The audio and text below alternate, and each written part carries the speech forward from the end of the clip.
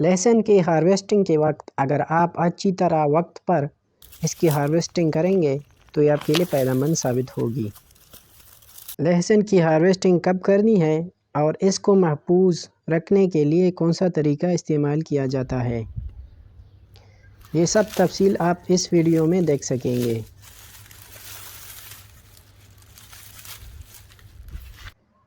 लहसुन मौसम सरमा की फसल है और इसकी हार्वेस्टिंग अप्रैल और मई में की जाती है।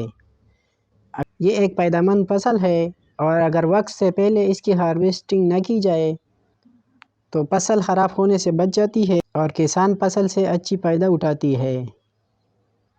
इस वीडियो में हम आपको बताएंगे कि कब इसकी हार्वेस्टिंग करनी है।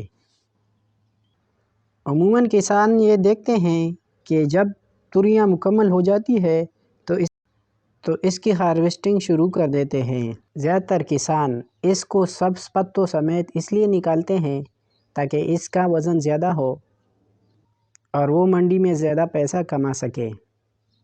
फिर जब फसल मंडी पहुंचाया जाता है तो वहाँ रेट कम होती है और किसान सही रेट आने तक इसको रख लेते हैं, जिसकी वजह से ये ख़राब हो जाती है और किसानों का मेहनत ज़ाया हो जाता है।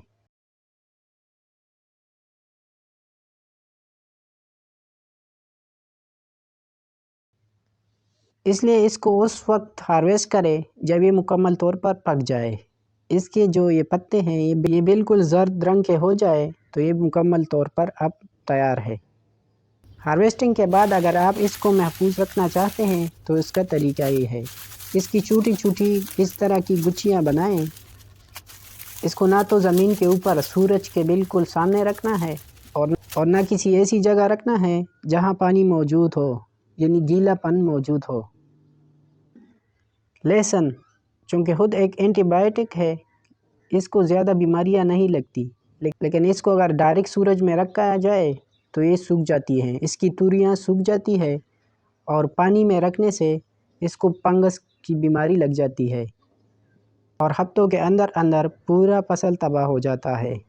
जब आप इसकी गुच्छियाँ बना लें तो इसको एक हवादार जगह पर रखें, नीचे ज़मीन पर बिल्कुल मत रखें।